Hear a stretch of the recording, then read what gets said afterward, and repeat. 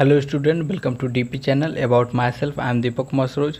दोस्तों, हमारा जो लेक्चर चल रहा है वो कॉन्स्टिट्यूशन ऑफ इंडिया पे चल रहा है। पार्ट 3 हम पढ़ रहे हैं दोस्तों, जो फंडामेंटल राइट्स है, जिसके अंदर 12 to 35 आर्टिकल है। तो 12 to 35 आर्टिकल्स के अंदर भी दोस्तों आर्टिकल डिवाइड किया गया है। जैसे कि पहला राइट टू इक्वलिटी था, जिसके अंदर 14 to 18 आर्टिकल थे, और दूसरा राइट टू फ्रीडम है, जिसके अंदर 19 to 22 आर्टिकल हैं। राइट टू फ्रीडम का जो हमारा पहला लेक्चर था दोस्तों 19, जिसमें हम आर्टिकल 19 को कवर किए थे।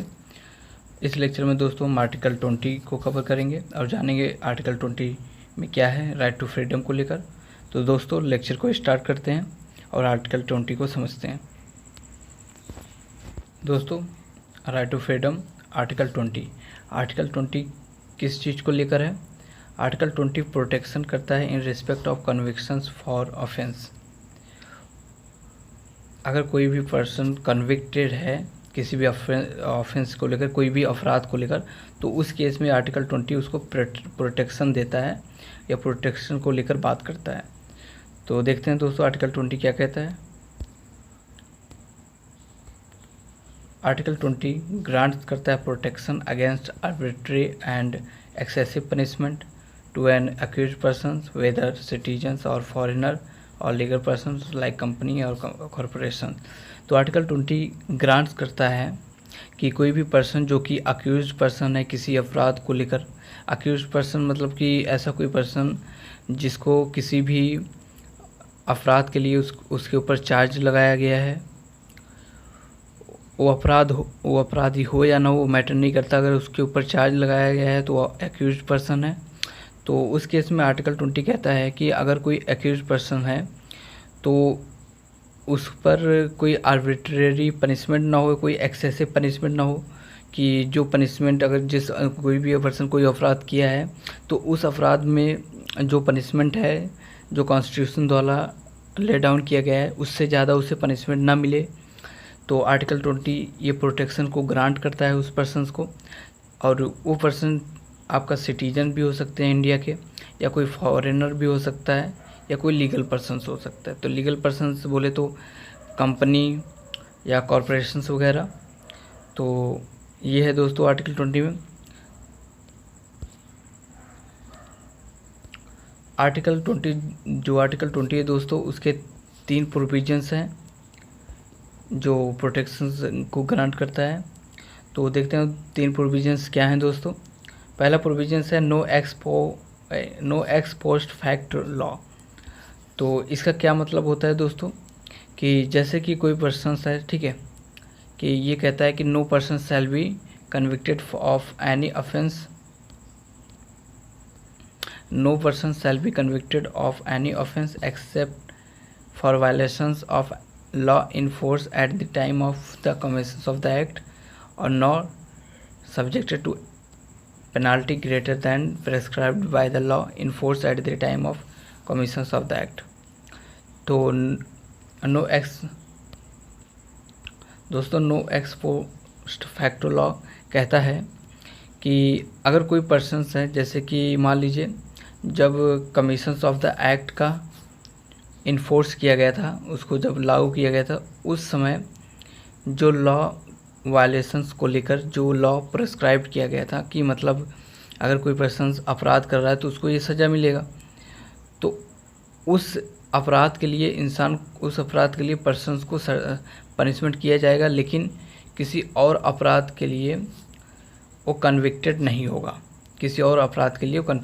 होगा, और उसको उतना ही पनिशमेंट दिया जाएगा। सेकंड पॉइंट आपका कहता है, ध्यान दीजिए, subjected to a penalty greater than that prescribed by the law in force of the time of the commission.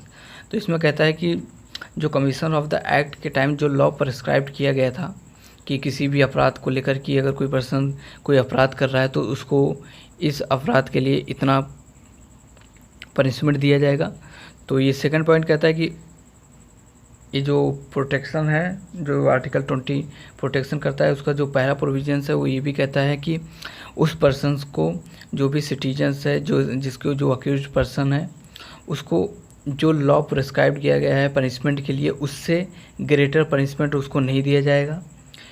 ये पहला कहता है कि no person shall be convicted of any offence except for the violation of the law, कि अगर कोई person है वो कोई अपराध कर रहा है उसके लिए उससे पनिशमेंट नहीं मिलेगा, बल्कि उस लॉ के उस अपराध के लिए पनिशमेंट मिलेगा जो कमीशन ऑफ द एक्ट के टाइम फोर्स किया गया था और जिस पर लॉ बनाया गया है, तो उसके वायलेशन के लिए उसको पनिशमेंट दिया जाएगा और उस पर्सन को उतना ही पनिशमेंट दिया जाएगा जितना वो लॉ के अंदर प्रेस्क्राइब्ड किया गया है उस अपराध को लेकर।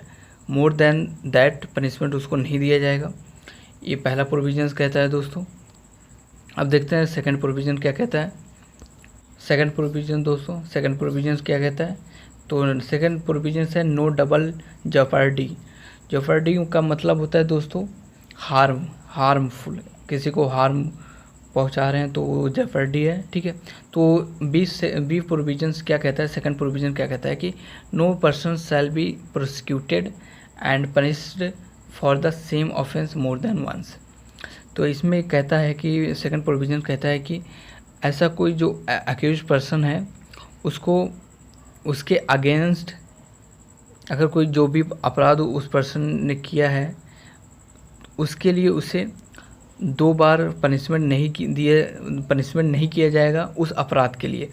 कि अगर कोई पर्सन चोरी कर लिया है तो उसे उस अपराध के लिए सिर्फ एक ही बार पनिशमेंट किया जाएगा, 2 बार पनिशमेंट नहीं किया जाएगा।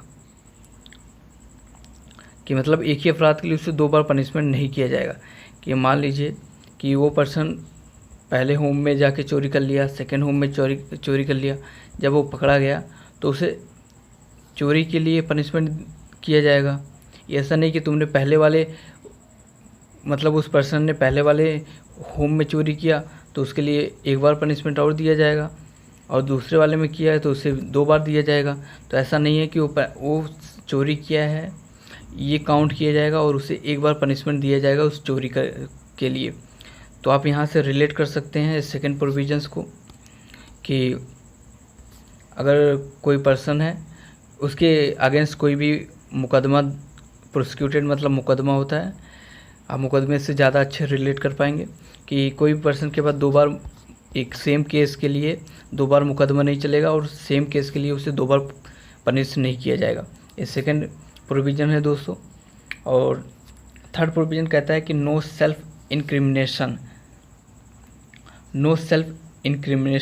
प्रोविज़न है दोस्तों। नो सेल्फ इंक्रिमिनेशन इसका मतलब क्या होता है दोस्तों कि no person accused of any offence shall be compelled to be witness against himself.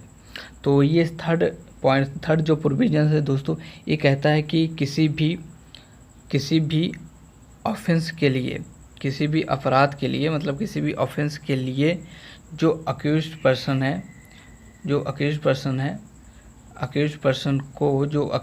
है उसको अपने ही अगेंस्ट मतलब खुद के अगेंस्ट गवाह बनने के लिए मजबूर नहीं किया जाएगा।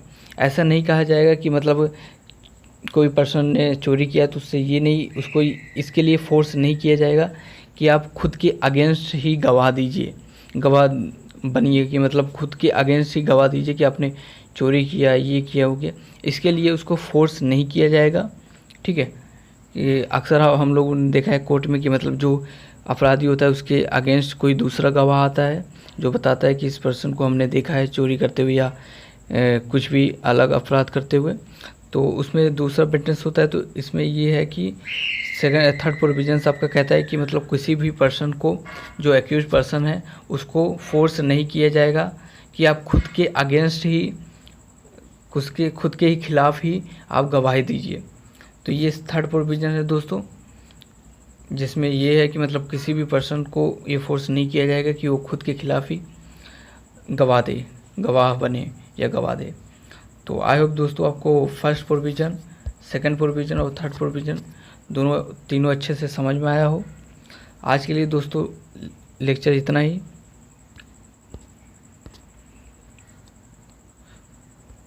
नेक्स्ट लेक्चर में हम देखेंगे दोस्तों जिसके अंदर हम आर्टिकल 21 को पढ़ेंगे और जानेंगे कि आर्टिकल 21 में क्या है। तब तक दोस्तों आप इस वीडियो को अपने दोस्तों के साथ शेयर करिए ताकि आने वाले वीडियो का नोटिफिकेशन आपको जल्दी मिल सके। Thanks for watching, please like, subscribe and share. Thank you.